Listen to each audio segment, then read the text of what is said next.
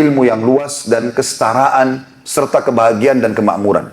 Semua yang berhubungan dengan Islam ini kesempurnaan. Yang menemukan aliran listrik seorang muslim. Semuanya ini muslim-muslim dari Spanyol. Yang akhirnya dikembangkan oleh para ilmuwan di Eropa setelah terjadi penjajahan besar umat Islam. Barulah mereka mengubah, menghapus dari sejarah tokoh-tokoh Islam ini dan mengatakan seakan-akan mereka lah yang telah mengembangkan semua itu. Islam ini teman-teman agama kita. Kita mulia dengan itu kalau kita menggunakannya dan kita akan terhina kalau kita meninggalkannya. Bismillahirrahmanirrahim. Innal hamdalillah. Segala puji dan puja kehadirat Allah. Nahmaduhu wa nasta'inuhu wa nastaghfiruh. Hanya kepadanya kita memuji, meminta pertolongan serta bertaubat dari dosa-dosa kita. Wa na'udzu billahi min syururi anfusina. Dan hanya kepada Allah pula kita berlindung dari keburukan-keburukan diri kita. Wa min sayyiati a'malina, dan dari segala dosa yang pernah kita lakukan. May yahdihillahu fala mudhillalah. Barang siapa yang telah Allah berikan petunjuk maka tidak akan pernah sesat selamanya. Wa may yudlilhu fala hadiyalah. Dan barang siapa yang telah Allah sesatkan maka tidak akan mendapatkan petunjuk selamanya. Asyhadu an la ilaha illallah wahdahu la syarikalah wa asyhadu anna Muhammadan abduhu wa rasuluh. Saya bersaksi tiada Tuhan yang berhak disembah kecuali Allah, dan Muhammad benar-benar hamba juga utusannya. Qala Allah Ta'ala, Allah mengingatkan dalam kitabnya, Ya ayyuhalladzina amanu taqullaha haqqa tuqatihi wa la tamutunna illa wa antum muslimun. Hai sekalian orang-orang yang beriman, bertakwalah, hanya patuh dan tunduklah kepada satu-satunya pencipta segala sesuatunya, yaitu Allah, yang telah menciptakan semua yang di langit, semua yang di bumi, semua yang di kedalaman lautan, terjangkau atau tidak terjangkau oleh mata kita. Sebenar-benar patuh dan tunduk, dan janganlah kalian meninggal dunia kecuali dalam keadaan Islam. Pesan Allah yang kedua, qala Allah Ta'ala, Ya ayuhan nasu taqu rabbakum alladhi khalaqakum min nafsin wahidah wa khalaqa minha zawjaha wa batha minhuma rijalan katsiran wa nisaa wattaqullaha alladhi tasaaluna bihi wal arham innallaha kana 'alaikum raqiba. Hai sekalian manusia, sekali lagi bertakwalah, hanya patuh dan tunduklah kepada Allah yang telah menciptakan kalian dari jiwa yang satu, yaitu Adam alaihissalam, dan telah menciptakan dari jiwa yang satu istrinya Hawa alaihissalam, dan telah banyak memberikan keturunan laki-laki juga perempuan dari keduanya. Sekali lagi bertakwalah kepada Allah dan jagalah hubungan silaturahim. Sesungguhnya Allah senantiasa mengawasi kalian. Di ayat yang ketiga, qala Allah Ta'ala, Ya ayyuhalladzina amanu taqullaha wa qulu qawlan sadida yuslih lakum a'malakum wa yaghfir lakum dhunubakum wa may yuti'illaha wa rasulahu faqad faza fawzan 'azima. Hai sekalian orang-orang yang beriman, sekali lagi bertakwalah, hanya patuh dan tunduklah kepada Allah dan ucapkan kalimat yang benar. Niscaya Dia akan memperbaiki amal-amal perbuatan kalian, mengampuni dosa-dosa kalian. Barang siapa yang mentaati Allah dan Rasulnya, maka dia telah mendapatkan kemenangan yang besar. Amma ba'd, fa inna asdaqal hadithi kitabullah. Kita tahu sebaik-baik rujukan umat Islam dalam segala lini kehidupan mereka, terutama ibadah, adalah kitabullah, Al-Quran. Wa khair hadyu Muhammadin sallallahu alaihi wa sahbihi wa sallam. Dan sebaik-baik petunjuk setelah Al-Quran adalah petunjuk baginda Nabi besar Muhammad sallallahu alaihi wa sahbihi wa sallam yang dikenal dengan as-sunnah. Wa syarrul umuri muhdatsatuha, dan seburuk-buruk perbuatan terutama dalam ibadah yang tidak punya rujukan dari wahyu Al-Quran dan sunnah. Fa inna kulla muhdatsin bid'ah. Semua ibadah yang tidak punya rujukan dari wahyu Al-Quran dan sunnah dikenal dengan perbuatan baru agama. Wa nabidatin dhalalah, dan perbuatan baru itu akan membawa pelakunya pada kesesatan. Inna dalalan finnar, dan kesesatan akan membawa pelakunya ke dalam api neraka. Saudaraku seiman, berulang kali di setiap kesempatan khutbah Jumat, saya membacakan pembukaan ini. Dikenal dengan khutbah hajah. Nabi kita Muhammad sallallahu alaihi wasallam tidak pernah melewatkan momen-momen penting kecuali mengingatkan tentang 3 ayat tadi. Wajibnya setiap muslim hanya tunduk dan patuh kepada Allah dan tidak pernah takut kecuali kepada Allah, serta dalam ibadah mereka berpegang pada Al-Quran dan Sunnah. Kesempatan ini insya Allah kita akan bahas judul Hiduplah Mulia dengan Islam. Banyak di tengah masyarakat kita, saudaraku seiman, tahu dirinya muslim, KTP-nya muslim, namanya nama Islam, bahkan dari keluarga Islam. tapi sangat sedikit di antara mereka yang mempraktikkan Islam. Bahkan kita temukan mungkin namanya Muhammad, nama istrinya Aisyah, mungkin anaknya bernama Ahmad, Yusuf, dan nama-nama mulia yang lainnya, tapi ternyata tidak ada Islam sedikit pun di dalamnya. Tidak pernah diajarkan Al-Quran atau ditilawahkan Al-Quran, yang ada adalah musik. Tidak pernah diajarkan masalah menutup aurat. Tidak pernah menjadikan Islam sebagai pedoman hidupnya. Padahal saudaraku seiman, Islam adalah satu-satunya agama yang Allah ridhoi. Dan Allah perintahkan seluruh manusia dari suku manapun untuk menganut agama ini. Dan Allah tidak pernah turunkan agama lain kecuali Islam. Semua nabi-nabi beragama Islam. Tidak ada agama yang bernama Yahudi dan Nasrani. Mereka adalah buatan manusia. Agama yang dianut oleh para nabi-nabi adalah Islam. Itulah aplikasi atau penjelasan dari firman Allah Subhanahu wa taala yang sudah masyhur. Ya Allah sebutkan di dalam surah Al-Imran, surah nomor 3 ayat 19. A'udzu billahi minasyaitonir rajim. Innad dina 'indallahi al-Islam. Wa ma ikhtalafa alladhina utul kitaba illa min ba'di ma ja'ahumul ilmu baghyan bainahum. Wa may yakfur bi ayatillahi fa innallaha sari'ul hisab. Sesungguhnya di sisi Allah agama itu hanya Islam. Kata ulama tafsir dari Nabi Adam alaihissalam sampai Nabi Muhammad alaihissalam semuanya Muslim. Dan tidak berselisih para ahli kitab, orang yang menisbatkan diri pada agama Yahudi dan Nasrani. Kecuali setelah datang kepada mereka penjelasan yang nyata. Mereka tahu tentang Islam itu cuma satu. Nabi mereka Musa dan Isa pun adalah beragama Islam. Dan siapa yang kufur kepada ayat-ayat Allah yang sudah jelaskan bahwasanya hanya Islam itu sebagai agama, sesungguhnya hisabnya Allah sangat cepat. Siapapun yang beriman kepada Nabi Musa alaihissalam di zaman Nabi Musa alaihissalam, beriman kepada Musa alaihissalam, lalu beriman kepada Allah dan beriman kepada semua yang dibawa Nabi Musa alaihissalam, termasuk informasi tentang nabi-nabi sebelum Musa alaihissalam dan setelah Musa alaihissalam dikatakan Muslim. Sampai datang Rasul setelah beliau yang membawa syariat baru, karena agama satu Islam, induk judulnya. Tetapi syariat atau hukum yang diterapkan ini yang sering diganti oleh Allah Subhanahu wa taala atau diganti sesuai dengan keadaan manusia pada saat itu. Pada saat datang Injil dan Isa alaihissalam seorang rasul, maka semua pada saat itu Bani Israel punya kewajiban melengkapkan iman mereka dengan risalah Isa alaihissalam dan mengakui Injil sebagai kitab. Yang beriman dikatakan Muslim. Yang menolak risalah Nabi Isa dan Injil pada zaman itu dikatakan kafir. Makanya sekarang orang-orang Nasrani kalau kita tanya, menurut kalian orang Yahudi Muslim atau bukan? Atau beriman atau kafir? Maka mereka akan mengatakan kafir. Kenapa kalian mengatakan orang Yahudi kafir, hai Nasrani? Bukankah mereka beriman pada Nabi Musa dan mereka juga beriman pada kitab Taurat? Maka jawaban mereka sederhana. Kalau mereka yang faham agamanya, jawabannya akan sama dengan jawaban kita. Karena mereka masih menolak Nabi yang datang atau Rasul setelah Musa alaihissalam. Begitu juga kita. Kenapa predikat Muslim hanya ada pada umat Muhammad sallallahu alaihi wasallam? Karena Islam itu secara definisi adalah istislamun nafsu lillahi rabbil alamin. Penyerahan diri kepada Allah secara totalitas. Andai saja ada seseorang di antara kita kaum muslimin, dia tidak mengakui kenabian Nabi Musa atau Nabi Isa alaihi wassalatu wassalam, dia mengatakan Isa bukan Nabi, atau Musa bukan Nabi, kafir.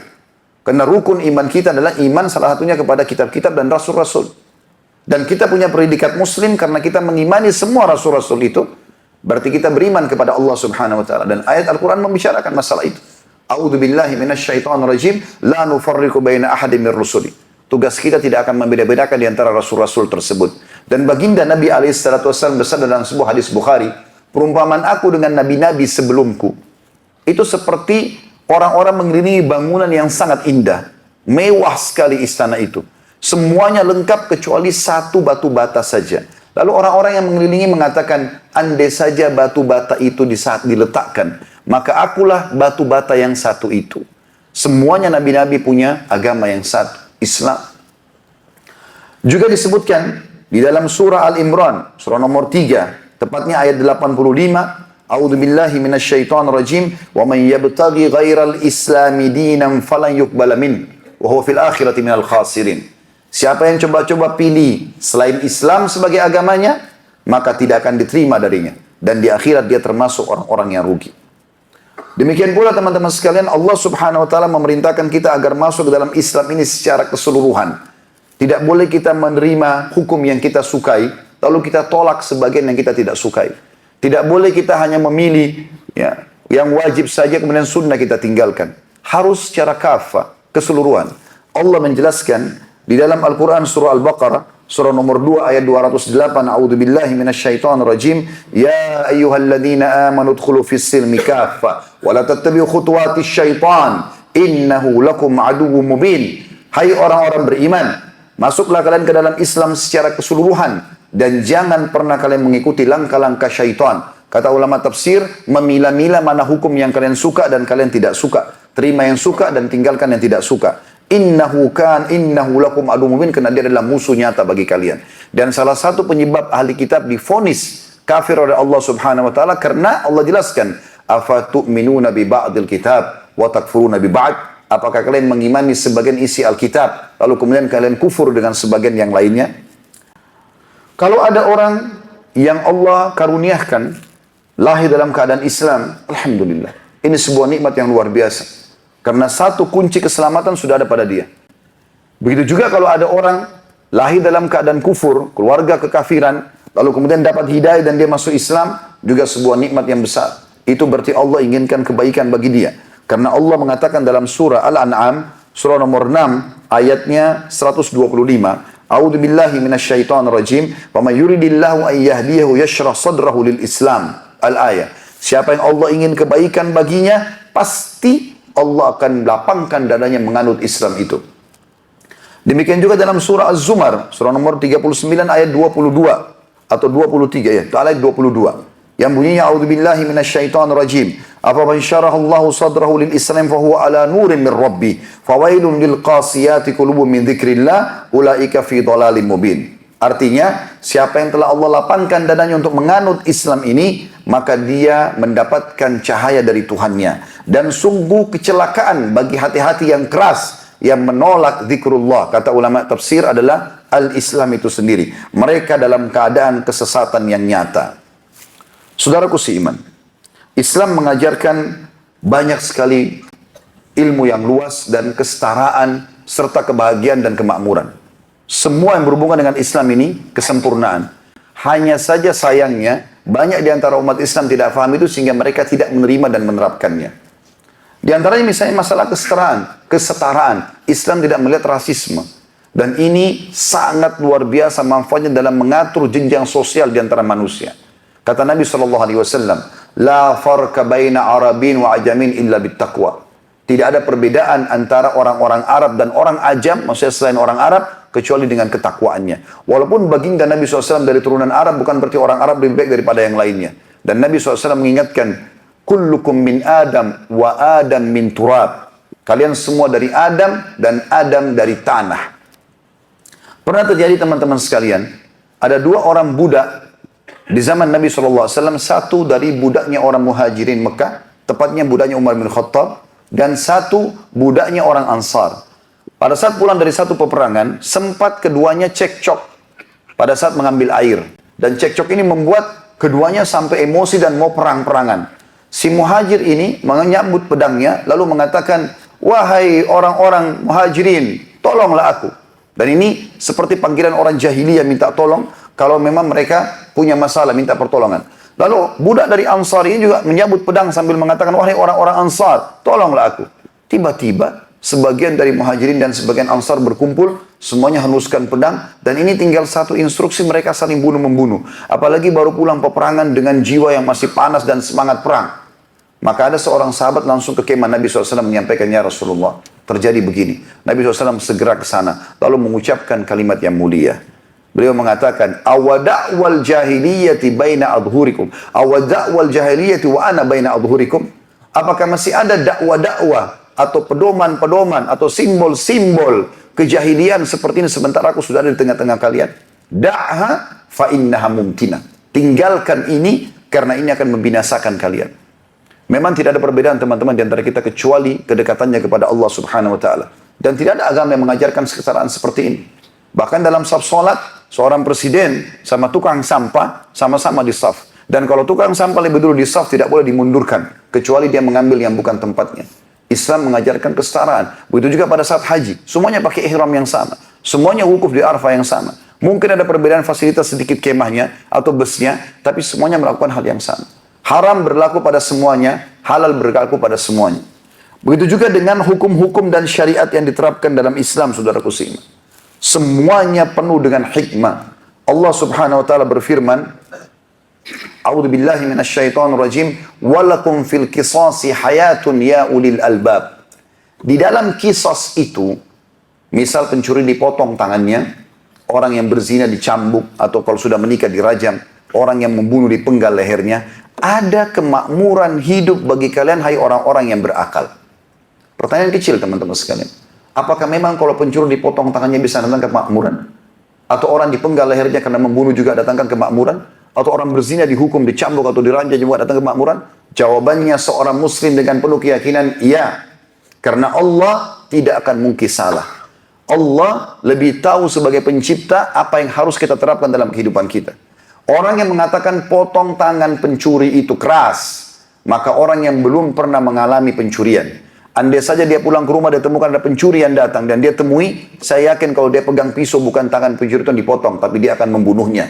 Kalau dia pulang ke rumah, dia temukan keluarganya sudah diperkosa, atau dibunuh, atau hartanya diambil, mungkin dia bukan hanya sekedar memotong tangannya, tapi dia akan membunuhnya. Kalau dia tahu orang itu dari suku tertentu atau keluarga tertentu, maka dia akan ke sana. Kemudian dia akan berantem atau berkelahi antara keluarga dengan keluarga, atau mungkin dia bisa membunuh selain orang yang telah membuat kerusakan tadi, adiknya, istrinya, atau anaknya. Kalau orang mengikuti keinginan manusia. Tapi Islam datang mengatakan tangkap si pelaku, berikan pada pemerintah, iklankan. Seperti di Saudi kasusnya. Kalau ada seorang pencuri, dia mencuri misalnya di satu toko emas atau di sebuah rumah, kemudian ketangkap dan ternyata tegak padanya argumentasi. Artinya betul orang ini telah mencuri. Bukan karena tertekan secara kejiwaan, bukan orang gila, nggak ada udur-udur syari'inya. Maka diiklankan malam Jumat, Fulan bin Fulan dari negara ini telah mencuri. Ini loh kronologisnya. Dia kena ayat Allah. Pencuri laki-laki dan perempuan, potong tangannya sebagai bentuk kehinaan dari Allah. Besok hari Jumat kisos di Masjid Nabawi. Saya pernah kebetulan menghadiri sendiri pada saat itu.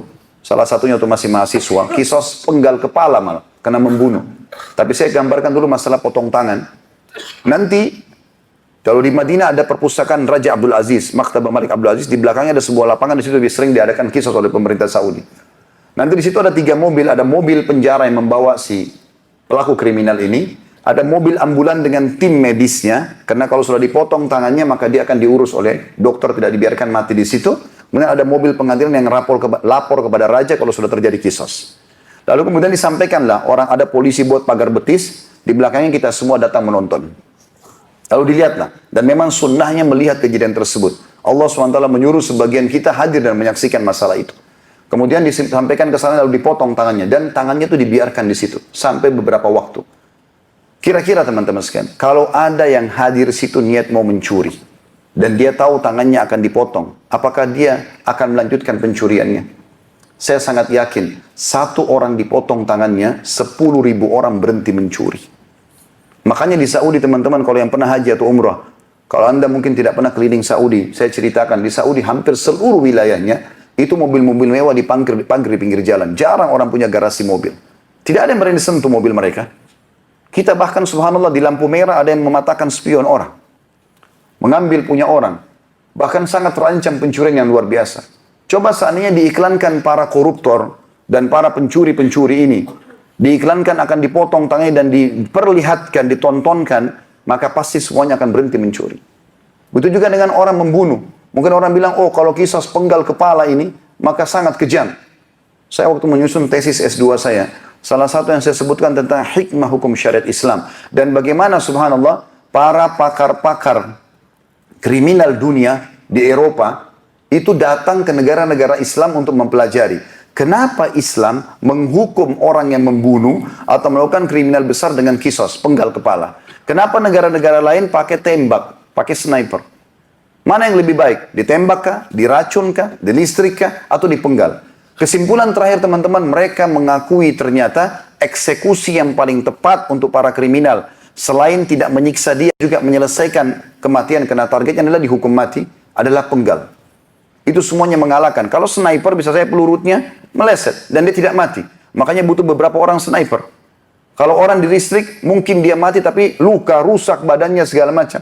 Minum racun juga begitu. Mungkin butuh waktu untuk dia kesakitan dan seterusnya. Tapi kalau kisas ditutup dengan kain, dipenggal, selesai. Maka mereka sendiri mengakui bahwasanya kebenaran itu. Dan orang yang mengatakan penggal kepala ini keras, orang yang belum pernah mengalami.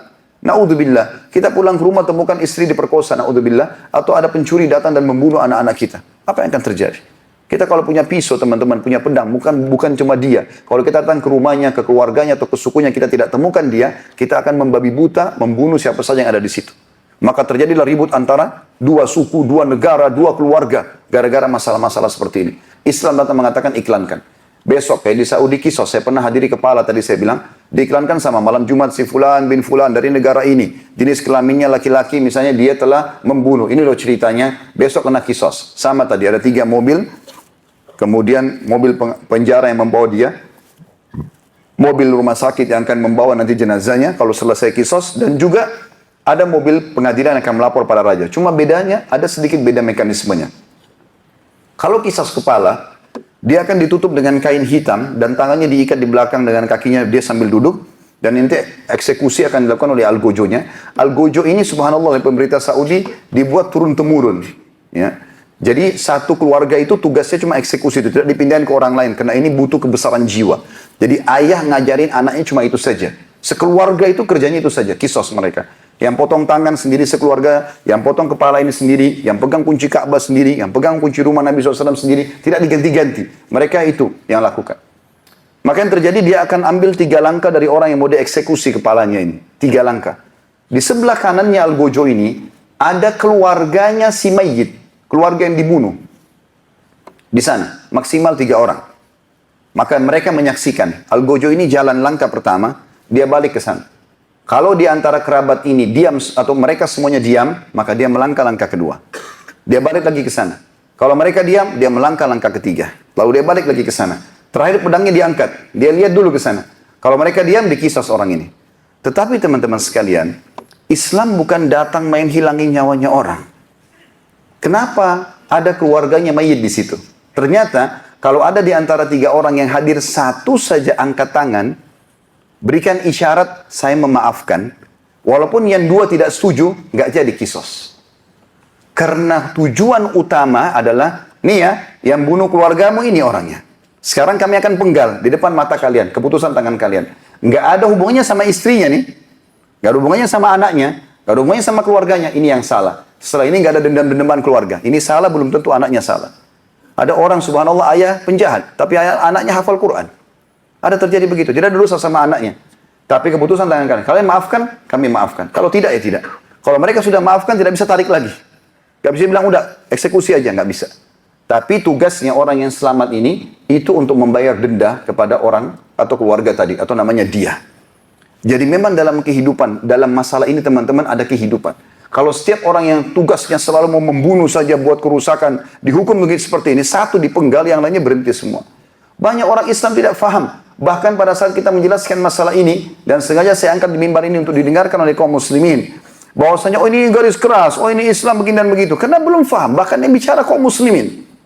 Kenapa membenci agamanya sendiri? Apakah kita mau berani menghapus hukum Allah dari 1400 tahun yang lalu diturunkan? Kalau kita belum faham, belajar saudaraku. Bukan malah kita menjadi penghalang. Bahkan muncul di Indonesia ini kaum munafikin. Pada saat Islam mengatakan tidak boleh nikah lintas agama antara muslimah dengan laki-laki kafir, boleh nikah. Tidak boleh dikembangbiakkan orang-orang lesbian, homoseksual, nggak apa-apa, legalkan saja. Demo sana sini. La haula wala quwata illa billah. Karena untuk kaum Lut dulu disiksa sama Allah, ya kalau mereka buat terbukti secara Indonesia belum disiksa, alasannya begitu. Kalau Anda mau siap disiksa sama Allah, pergilah ke satu negeri mana, di pulau mana, Anda disiksa di sana. Dan jangan bawa-bawa kami.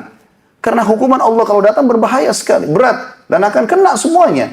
Sampai kata Nabi SAW, kalau hukuman Allah datang akan merata semuanya kena. Lalu Allah bangkitkan nanti, Allah bangkitkan sesuai dengan kadar amalnya.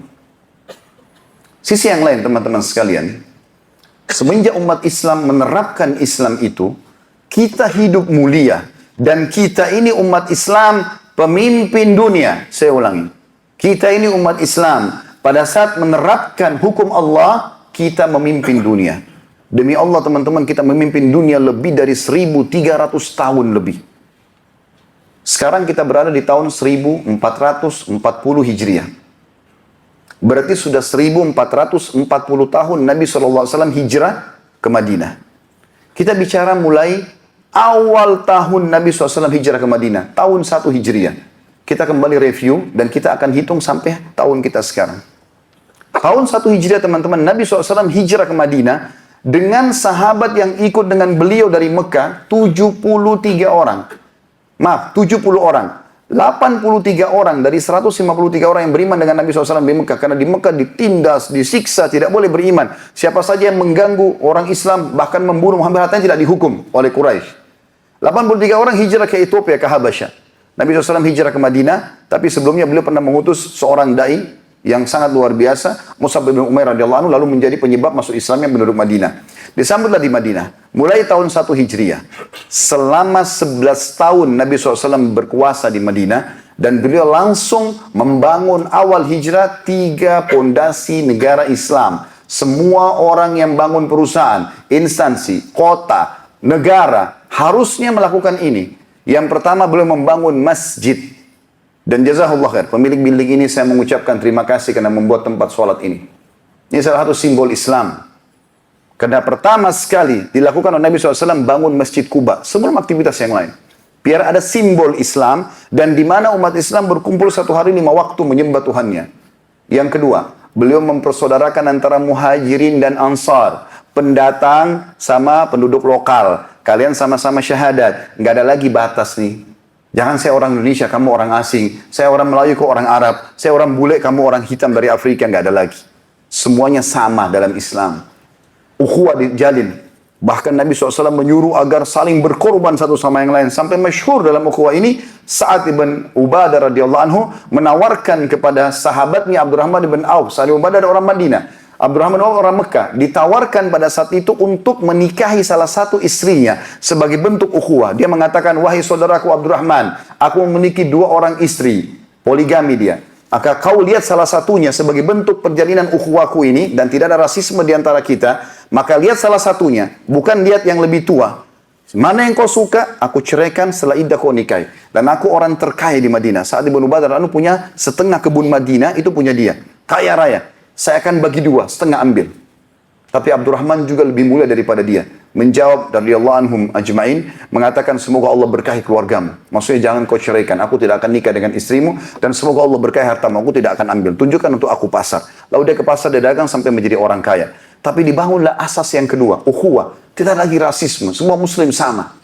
Kemudian yang ketiga, mu'ahadah.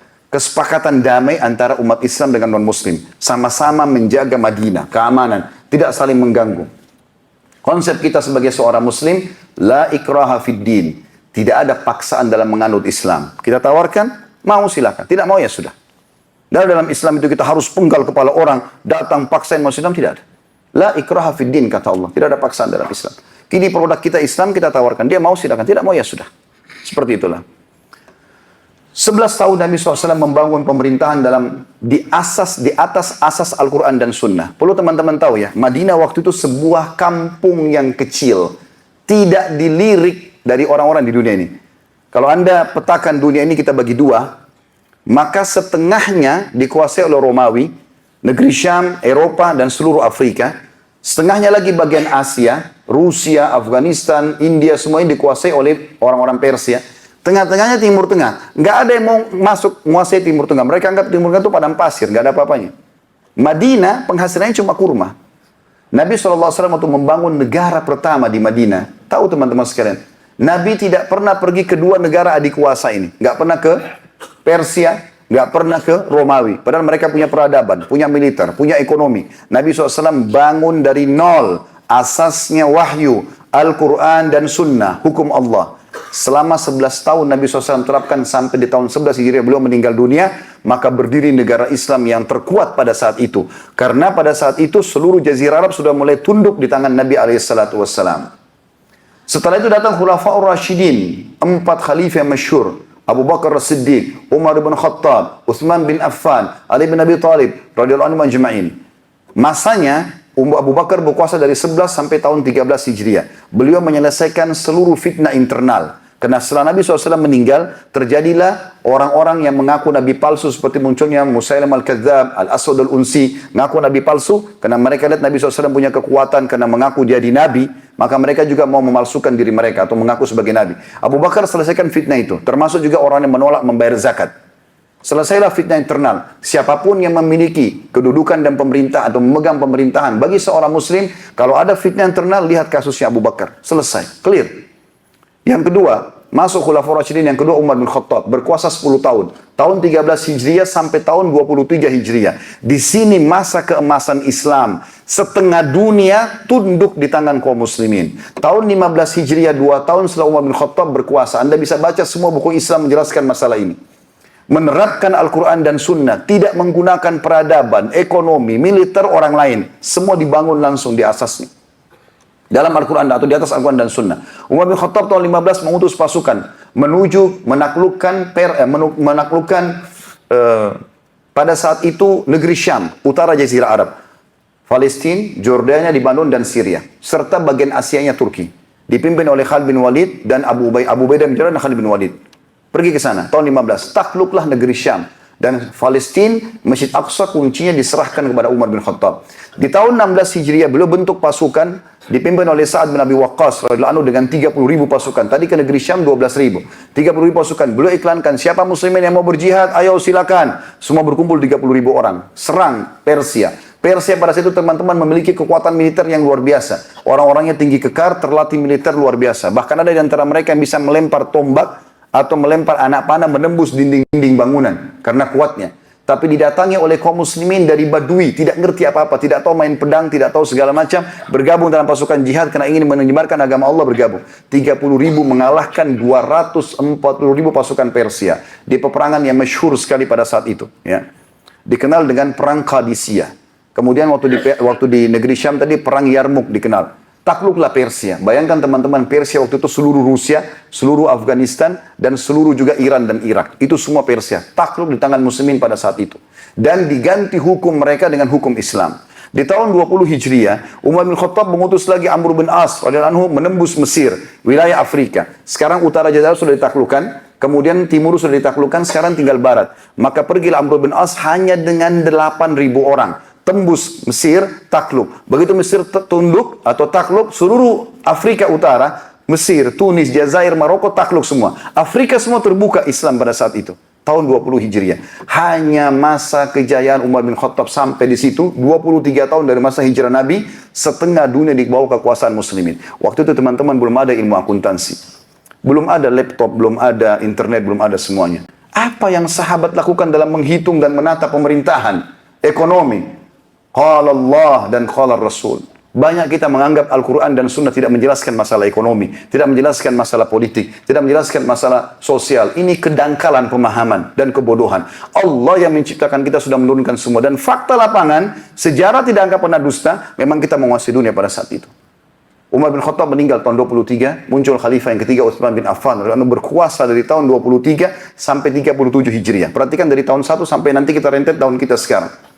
Tahun 37 ini semua Utsman bin Affan memakmurkan kaum muslimin. Menjaga wilayah-wilayah umat Islam yang sudah begitu luas. Lalu disebarluaskanlah para sahabat, para ulama untuk mengajarkan Islam ke seluruh wilayah. Lahirlah akhirnya di wilayah-wilayah Persia seperti ke-6 ulama hadis. Walaupun nanti lahir setelah zamannya Utsman bin Affan di zaman tabi'in. Tapi lahir pada saat itu teman-teman sekalian. Imam Bukhari, Imam Muslim, Abu Dawud, Tirmidzi, An-Nasai, Ibnu Majah. Ini semuanya lahirnya dari wilayah Persia. Bukan orang-orang Arab, karena pembinaan di kalangan para ulama. Begitu juga dengan lahirnya banyak ulama-ulama yang lain di Mesir dan di tempat-tempat lain seperti negeri Syam. Maka tersebar Islam pada saat itu dan makmur sekali. Setelah meninggal, karena makin luas wilayah kaum muslimin, terjadi fitnah internal lagi, maka Ali bin Abi Thalib memimpin dari tahun 37 sampai 40 Hijriah, 3 tahun menyelesaikan fitnah internal lagi. Cuma agak berbeda. Kalau Abu Bakar tadi 2 tahun menyelesaikan internal orang-orang yang mengaku sebagai nabi palsu, orang kafir mau menyerang Islam. Kalau di zaman Ali bin Abi Thalib dari kaum muslimin muncul namanya kaum Khawarij, mengkafirkan sama kaum muslimin, memerangi umat Islam, membakar masjid, dihukumlah oleh Ali bin Abi Thalib. Maka selesai Ali meninggal, amanlah waktu itu. Sudah sampai tahun 40 Hijriah. Berdiri kerajaan pertama dalam Islam namanya dinasti Umayyah. Berkuasa dari tahun 40 Hijriah. Dibangun oleh sahabat yang mulia Muawiyah bin Abi Sufyan radhiyallahu anhu. Beliau jadi gubernur 20 tahun di zaman Utsman bin Affan. Dan juga beliau atau sampai Ali bin Abi Thalib. Dan beliau sempat menjadi khalifah selama 20 tahun. Kekuasaan dinasti ini dari tahun 40 Hijriah sampai 132 Hijriah. Masa ini masa keemasan. Ibu kota kita dulu di negeri Syam, di Syria. Sampai sekarang masih banyak peninggalan kerajaan-kerajaan dinasti Umayyah. Di sini lahir para ulama-ulama hadis itu tadi, yang saya bilang. Imam Bukhari, Imam Muslim, bahkan imam 4 madhab lahir dalam dinasti ini. Ya, lahirnya Imam Abu Hanifah yang meninggal tahun 150 Hijriah. Pada saat tahun lahirnya Imam Syafi'i, kemudian adanya Imam Malik yang meninggal tahun 179 Hijriah, ada Imam Syafi'i lahir tahun 150, ada Imam Ahmad 240 sekian. Maka lahirlah 4 imam madhab yang kita sekarang pegangi madhabnya di masa kejayaan ini. Dan pada saat itu teman-teman, tidak ada satupun kerajaan-kerajaan dunia berani mengganggu kaum muslimin. Karena kekuatan luar biasa. Setelah runtuh tahun 132 Hijriah, tentu kalau saya rentet ke sejarahnya ini akan sangat panjang. Ini khutbah Jumat saya harus ringkaskan. Maka teman-teman berdiri setelahnya dinasti Abbasiyah dari tahun 132 Hijriah sampai 656 Hijriah. Kita bayangkan di sini sudah ratusan tahun sampai tahun 656 Hijriah dan tidak runtuh kerajaan ini kecuali di masa datangnya kerajaan Mongolia atau suku Tatar yang menaklukkan Islam di Irak pada saat itu. Dan di sini juga lahir banyak sekali ulama-ulama dunia dari kalangan muslimin. Kemudian setelah itu teman-teman, runtuh kerajaan Islam, berdiri dinasti yang terakhir dikenal dengan dinasti Utsmaniyah di Turki. Yang kita kenal dengan kerajaan Ottoman, ya. Ini berdiri dari tahun 670 Hijriah sampai kurang lebih 93 tahun yang lalu saja. Jadi berubah dari khilafah Islamiyah, kerajaan Islam melakukan Islam itu Turki, menjadi republika meninggalkan hukum Islam tahun 1924 Masehi. Kita sekarang di tahun 2019, kurang lebih 94 tahun yang lalu. Teman-teman tahu nggak, 94 tahun inilah kita jauh dari agama kita, jauh dari syariat Islam, sehingga kita tidak memimpin dunia. Waktu zaman Utsmaniyah teman-teman sekalian, kalau kapal-kapal perangnya Muslim Utsmaniyah lewat, maka tidak ada satupun di Eropa gereja berani memujikan loncengnya karena takut mengganggu umat Islam. Banyak muncul khalifah-khalifah yang masyhur, di antaranya adalah sabda Nabi SAW, kalian akan menembus Konstantinia, ya, benteng yang ada di wilayah Eropanya Turki, yang hanya takluk.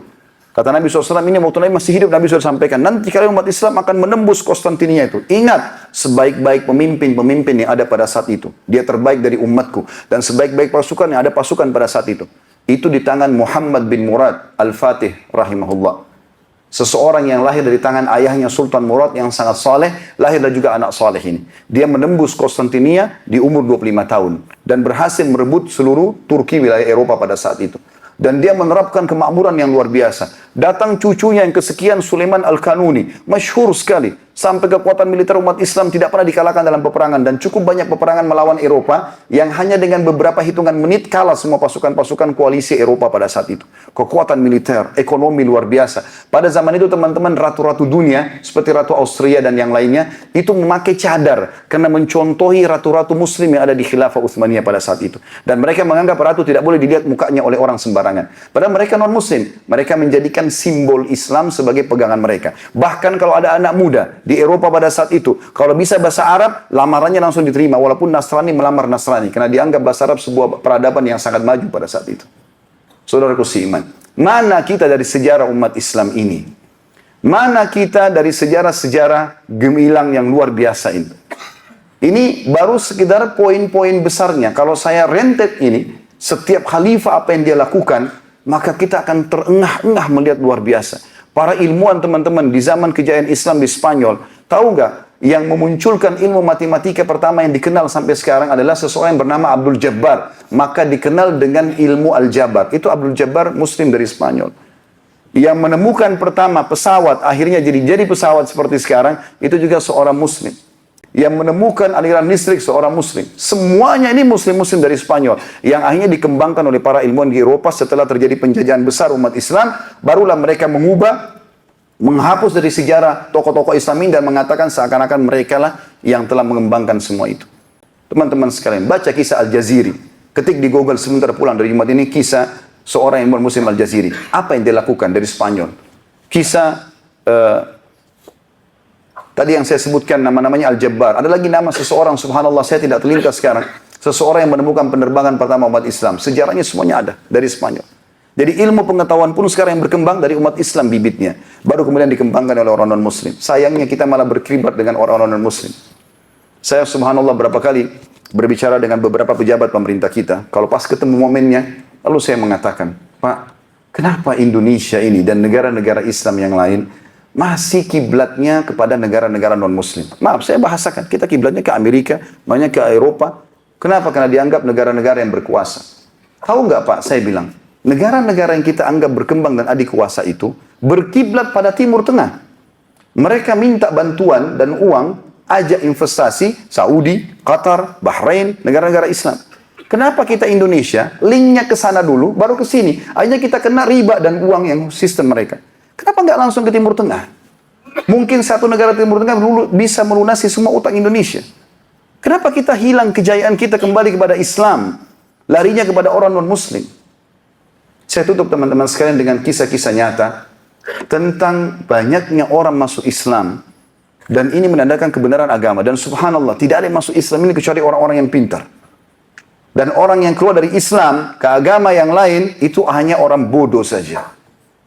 Sekali nganut Islam tidak akan meninggalkan Islam, kecuali orang bodoh. Banyak sekali kisah. Di antaranya teman-teman sekalian, seorang insinyur dari Jerman, arsitek yang masyhur sekali. Orang ini terkenal dengan gambarnya, dan dia suka mempertemukan antara literatur klasik menurut dia dengan literatur modern. Lalu digambarlah sama dia supaya bisa membuat sebuah bangunan yang unik, berbeda dari yang lain. Dan selalu laku. Satu waktu teman-teman sekalian, dia rupanya salah satu literatur klasiknya adalah Al-Quran. Buku-buku Samawi menurut dia. Termasuk Taurat, Injil, tapi Al-Quran salah satunya. Dia selalu jadikan Al-Quran sebagai alat untuk dibuka. Mana nih? Bangunan-bangunan apa? Kan ada Allah ceritakan tentang Fir'aun dengan piramidanya, peninggalannya. Kemudian ada kaum Hud, kaum Saleh, banyak nama-nama yang sebelumnya. Kemudian masih ada sampai sekarang. Seperti kisah kerajaan Namrud dan zaman Nabi Ibrahim AS juga masih ada sampai sekarang. Kaum Thamud, ya, di Madain Saleh, di Saudi sekarang masih ada peninggalan bangunan mereka. Sekarang dia ingin tahu, kira-kira Al-Quran menggambarkan nggak tentang bangunan masa depan, modern. Dengan hikmah Allah, Allah berikan dia petunjuk orang ini. Dia buka, dia baca tentang surga. Surga adalah bangunan masa depan. Salah satu kalimat surga yang mengkritik dia, dan akhirnya ini penyebab dia masuk Islam. Dia mengatakan atau dia baca, setiap ada Al-Quran menyebutkan jannat, selalu disebutkan tajri min tahtiha anhar. Mengalir di bawahnya sungai. Apa nih rahasianya? Istana di surga, bangunan masa depan yang menjadi target semua umat Islam. Kenapa di bawahnya ngalir sungai? Apa maksudnya ini? Dari sisi arsitekturnya ini apa? Penasaran dia. Apa yang dilakukan teman-teman? Dia punya tanah kosong, dibangun sama dia bangunan. Dia ingin mengaplikasikan sesuai yang dia paham tentang ayat ini. Dia bukan Muslim, Katolik. Nanti dia masuk Islam gara-gara ini. Kemudian dia bangun bangunan. Dia lakukan bangunan yang dia bangun sangat mewah. Kemudian yang satu yang dia ubah. Lantainya diganti jadi kaca sama dia. Dan di bawah kaca itu ada saluran air. Selesai dia buat bangunan ini, dia pergi ke Eropa seperti biasa, dia menawarkan produknya ya kepada perusahaan-perusahaan sampai 2 minggu. Biasanya kalau dia pulang, dia istirahat juga 2 minggu. Karena capek dan penatnya, begadang terus. Kadang-kadang gambar harus diedit dan segala macam. Subhanallah, dia ceritakan tentang dia masuk Islam bagaimana. Dia tiba di bandara Jerman, dia tidak langsung pulang ke rumah istrinya, tapi dia mampir ke rumah baru yang dia baru bangun kemarin, tidak sempat dia tinggali. Dia nyalain semua panel listriknya, begitu nyala semua termasuk ada panel listrik yang menjalankan air di bawah lantai tersebut. Dia bilang, saya duduk, begitu saya duduk, tiba-tiba seluruh penat saya yang 2 minggu ini hilang. Belum pernah saya rasakan sebelumnya. Biasanya butuh 2 minggu istirahat untuk menghilangkan penat gitu. Tapi ini saya penasaran. Saya lihat wallpaper saya sama dengan rumah saya. Bagus, mewah, lampu sama, ini sama, sofa sama, semua sama. Apa ini masalahnya? Dimatikanlah satu-satu panel listrik tersebut.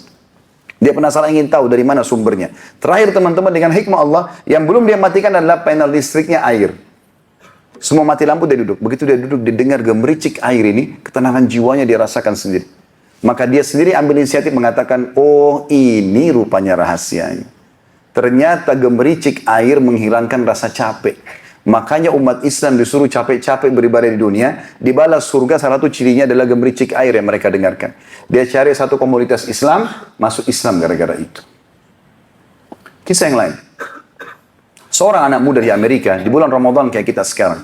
Mohon maaf, saya ambil sedikit waktu. Pada saat itu teman-teman dia lagi ingin menyaksikan sholat tarawih di Mekah. Seperti kita sekarang bisa nonton sholat tarawih di Mekah ya. Kalau punya parabola tentunya biasa. Maka dia duduk. Dia nunggu waktu sholat tarawih. Dan lagi pas azan Isya waktu itu di Mekah.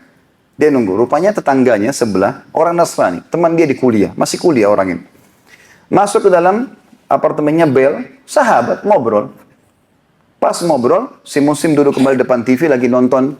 Pernah penasaran mau nunggu. Sebentar lagi iqamah sholat Isya nih. Masih ramai kelihatan orang berserakan yang jalan, yang duduk, yang sholat sunnah, yang berdoa. Baca Quran, macam-macam aktivitas mereka. Nasrani duduk di sebelahnya nih temannya. Lalu kemudian terjadi pembicaraan sederhana antara mereka berdua yang menyebabkan si Nasrani masuk Islam. Apa yang terjadi teman-teman? Ini kisah nyata. Maka si Nasrani ini mengatakan, itu masjid kalian ya? Dia bilang, iya, itu masjid kami dan itu kiblat kami, Ka'bah.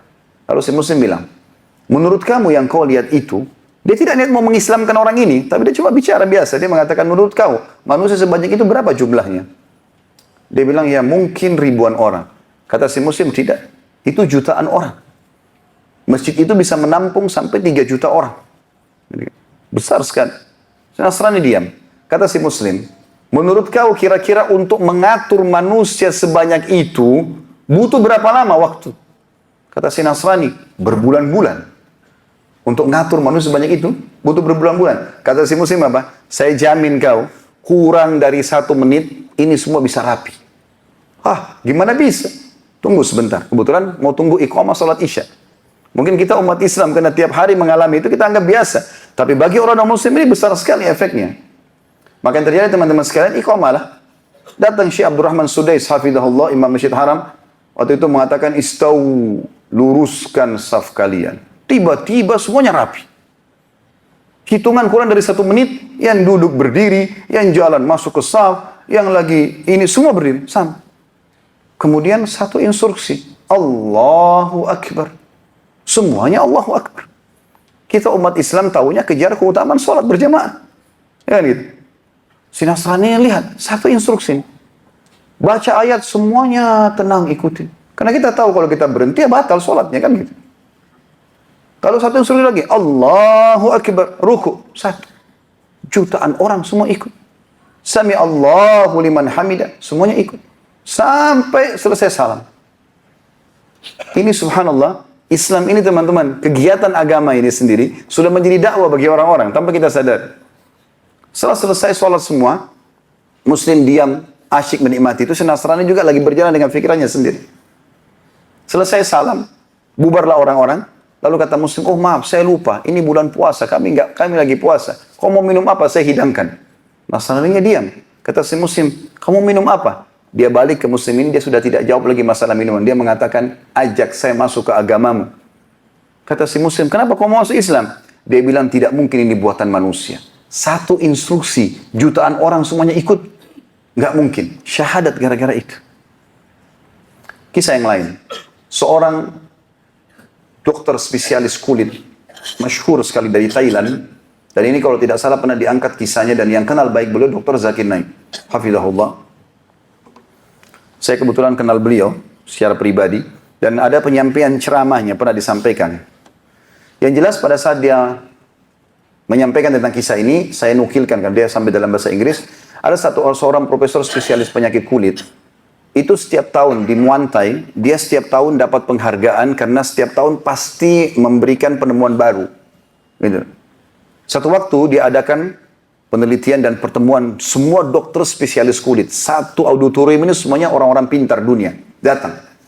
Kemudian ada 2 orang dokter muslim juga ikut di situ. Kalau tidak salah dari Mesir pada saat itu. Kemudian naiklah si profesor ini di auditorium karena dia dituakan, profesor spesialis penyakit kulit. Dia mengatakan, saya baru menemukan penelitian terakhir dengan teknologi tercanggih. Kalau rasa sakit yang manusia rasakan itu hanya disebabkan adanya urat-urat saraf yang peka, yang melengket di bagian dalam kulit manusia. Karena kan dia spesialis kulit. Jadi kalau urat-urat saraf yang di bawah kulit itu kena luka bakar atau dilumpuhkan dengan obat bius, maka tidak akan terasa sakit lagi. Datangkan satu orang contoh, kena luka bakar, tangannya rupanya sampai kulitnya semua tidak ada. Diambil pisau, bedah, diiris, orang itu nggak kesakitan. Orang semua satu dulu bersorak-sorak. Ini penemuan yang luar biasa. Si muslim, dokter muslim angkat tangan. Maaf profesor. Kalau itu Anda anggap penemuan Anda yang terbaru, maka saya ingin menemukan penemuan Anda ini dengan Al-Quran. Perlu Anda tahu, Al-Quran sudah menjawab dan memberikan penelitian ini 1400 tahun yang lalu. Orang semua jadi heran, mana ini? Profesor di atas auditoriumnya teman-teman, di atas podiumnya mengatakan tunjukkan kepada saya. Dan perlu Anda tahu, dia syahadat di atas podiumnya. Apa yang terjadi? Dia bilang tunjukkan kepada saya. Diambillah surah An-Nisa ayat 59. Teman-teman sebentar kalau bubar bisa lihat surah An-Nisa, surah 4 ayat 59. Tentang neraka. Potongan ayat Allah mengatakan, A'udzubillahi minasyaitonirrajim, Kullama nadidat juluduhum, baddalnahum juludan ghaira liyadzuqul azab. Setiap kali kulit mereka ahli neraka sudah terbakar, kami ganti dengan kulit yang baru agar mereka merasakan rasa sakit yang baru. Apa maknanya ayat ini? Rasa sakit cuma di sini, di kulit. Profesor itu baca dalam bahasa Inggris, dia tetesin air mata. Sampai dia mengatakan di atas podiumnya, pandu saya ke agamamu. Dipandu syahadat di atas podium di depan para ilmuwan. Dan ada ribuan kisah seperti ini teman-teman sekalian. Kita cuma ambil beberapa sampel saja bagaimana orang-orang masuk Islam ini karena kebenaran Islam. Dan sayang kita umat Islam tidak menyadari masalah itu. Bahkan kita jauh dari agama kita. Oleh karena itu mulialah dengan Muslim, dengan Islam. Pelajari agama ini. Kita terbuka peluang untuk belajar. Di waktu Ramadan begini Anda tidak ada makan siang. Baca sejarah Islam itu. Kayak saya sudah coba menggali ya. Kalau teman-teman mau ikuti ceramah kami di YouTube, ada ceramah tentang serial Sirah Nabi. Lengkap. Dari sebelum Nabi SAW lahir, keadaan Jazirah Arab sampai beliau SAW meninggal. Saya juga sudah bahas kurang lebih 40 lebih serial sahabat. Abu Bakar, Umar, Uthman, Ali, Tablik Akbar setiap Selasa kedua. Selasa kedua insya Allah nanti di blog M ini kita akan lanjutkan ke 45 atau 46 serial sahabat Abu Dujana. Lalu bagaimana para salafus saleh kita ini membangun peradaban dunia. Padahal mereka tadinya orang Baduy yang tidak punya apa-apa teman-teman sekalian. Maka Islam datang dengan kebenaran. Dan saya tutup dengan sabda Nabi SAW. Tidak akan terjadi kiamat sampai Islam ini akan masuk kepada seluruh rumah-rumah di muka bumi ini. Baik dengan kemuliaan ataupun dengan kehinaan. Dan itu di zaman Nabi Isa AS pada saat turun dan membunuh Dajjal serta menerapkan dengan Imam Mahdi keadilan tentunya. Ini juga ada kisah sendiri berhubungan dengan masalah itu. Tapi memang Islam ini teman-teman agama kita. Kita mulia dengan itu kalau kita menggunakannya dan kita akan terhina kalau kita meninggalkannya. Dan Allah Subhanahu wa taala memarahi dan menghukum orang-orang yang murtad. Siapa yang murtad satu orang, Allah akan ganti dengan banyak sekali manusia-manusia yang lain. Saya bacakan ayat Al-Qur'annya. Allah Subhanahu wa taala berfirman, kita tutup dengan ini. A'udzubillahi minasyaitonirrajim dalam surah Al-Maidah. Surah nomor 5 ayat 54 sampai 56. Ya ayyuhalladzina amanu may yartadda minkum an dinihi. Hai orang-orang beriman, siapa yang murtad di antara kalian, justru sudah tahu Islam lalu tinggalkan. Fasawfa ya'tillahu biqaumin. Maka kalau Allah bilang satu orang kalian murtad, Allah akan datangkan kaum. Kaum itu 3 orang ke atas. Satu murtad Allah datangkan 1000 orang pengganti dia. Yuhibbuhum wa yuhibbuna. Mereka mencintai atau Allah mencintai mereka dan mereka mencintai Allah. Adzillatin 'alal mu'minin. Mereka selalu merendah di depan orang-orang beriman. A'izzatin 'alal kafirin. Mulia di depan orang-orang kafir. Yujahiduna fi sabilillah. Mereka selalu berperang dan berjihad di jalan Allah. Wala yakhafuna laumata laim. Mereka tidak pernah takut kecuali kepada Allah saja. Dzalika fadlullahi yu'tihi man yasha. Itu karunia Allah, Allah berikan kepada siapa yang dia inginkan. Wallahu wasi'un alim. Allah itu maha luas dan maha mengetahui. Innama waliyukumullahu wa rasuluhu walladzina amanu. Ketahuilah tempat kalian bergantung, tempat kalian menjadikan sebagai suri tauladan, kembalikan semua permasalahan Allah, Rasulnya dan orang-orang beriman. Alladzina yuqimuna as-salata wa yu'tuna az-zakata wa hum raki'un, yaitu mereka yang sibuk mengerjakan salat dan menunaikan zakat dan mereka selalu ruku'. Wa man yatawallallaha wa rasulahu walladzina amanu fa inna hizballahi humul ghalibun. Siapa yang menjadikan Allah, Rasulnya dan orang-orang beriman sebagai tempat mereka bergantung, mereka mulia dengan Islam ini, maka tentu mereka akan diberikan kemenangan. Ya ayyuhalladzina amanu, hai orang-orang beriman, la tattakhidul ladzina ittakhadhu dinakum huzuwan wa la'iban minal ladzina utul kitaba min qablikum wal kuffara awliya. Hai orang beriman, jangan pernah kalian menjadikan sahabat-sahabat, pemimpin-pemimpin, orang-orang yang telah menjadikan agama kalian sebagai bahan olok-olokan dan permainan dari orang-orang yang telah menuntut Alkitab, Yahudi dan Nasrani sebelum kalian, dan seluruh orang-orang kafir. Wattaqullaha in kuntum mu'minin. Maka bertakwalah kepada Allah, atau hanya patuhlah kepada Allah kalau kalian benar-benar orang beriman. Aku qauli hadza, saya sudah mengucapkan perkataan saya ini, wa astaghfirullah li wa lakum, dan saya beristighfar kepada Allah dan mengajak jemaah istighfar kepada Allah. Fastaghfiruhu innahu wal ghafurur rahim. Beristighfarlah karena Dia Maha menerima taubat hamba-hambanya.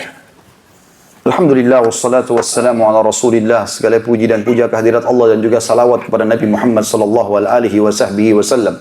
Hari Jumat adalah hari yang mulia, termasuk hari raya selain Idul Fitri dan Idul Adha. Setiap muslim harus bangga dengan hari ini dan bersyukur karena dia sempat tiba pada hari ini, ditambah lagi dengan hari Jumat berada di bulan Ramadan, bulan yang suci pula yang penuh dengan berkah, dan Allah Subhanahu wa taala sedang meningkatkan skill spiritual kita semuanya, dan Allah sedang membersihkan tubuh-tubuh kita dari masalah-masalah penyakit. Dengan puasa, maka tentu saja kita akan menahan diri dari makan dan haus, maka secara otomatis semua sisa makanan yang selama ini ada bisa dikelola oleh pencernaan kita, dan itu akan membawa pada kesehatan.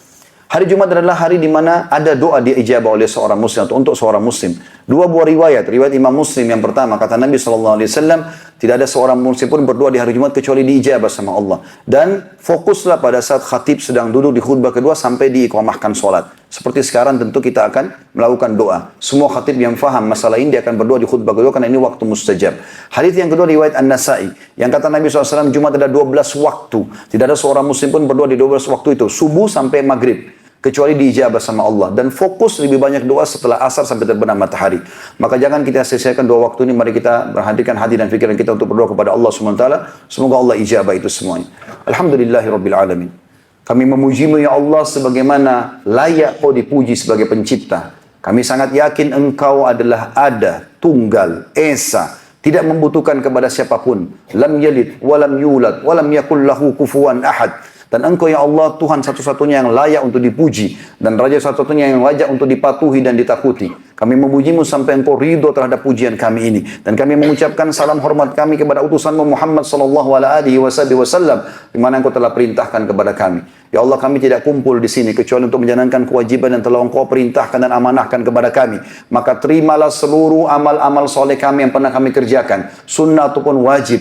Kami khusyuk ataupun kurang khusyuk, ikhlas ataupun kurang ikhlas ya Allah, yang sedang kami kerjakan dan akan kami kerjakan sampai menjelang hari kiamat nanti, atau sampai menjelang ajal datang kami datang, terimalah dengan pahala yang sempurna. Maafkanlah kekurangan-kekurangan kami, dan ya Allah maafkan seluruh kesalahan kami, tidak terkecuali, sengaja tidak sengaja, kecil ataupun besar, samar ataupun nyata, kedua orang tua kami dan seluruh kerabat kami, bahkan muslimin dan muslimat, mukminin dan mukminat, yang hidup yang juga sudah meninggal. Maafkanlah semua kesalahan kami ya Allah, dan gantilah dosa-dosa kami menjadi pahala. Kami berdoa dengan kemahamurahan-Mu. Muliakan kami di negeri kami ini.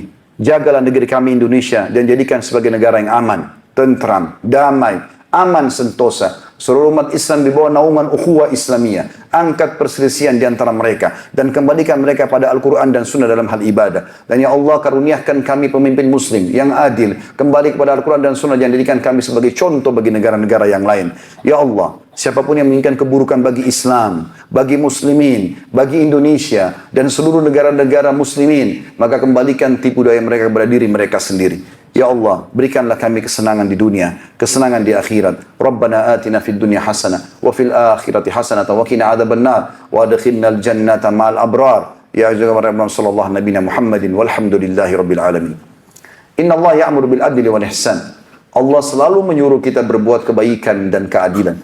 Wa yanha 'anil fahsya'i wal munkari wal baghi. Allah larang perbuatan keji, perbuatan dosa dan maksiat. Ya'idzukum la'allakum tadhakkarun. Itu peringatan dari Allah, jadikan sebagai pegangan hidup kalian. Fadhkurullahal 'azima yadhkurkum. Ingat dan tunduklah selalu kepada Allah, Allah akan ingat kepada kalian.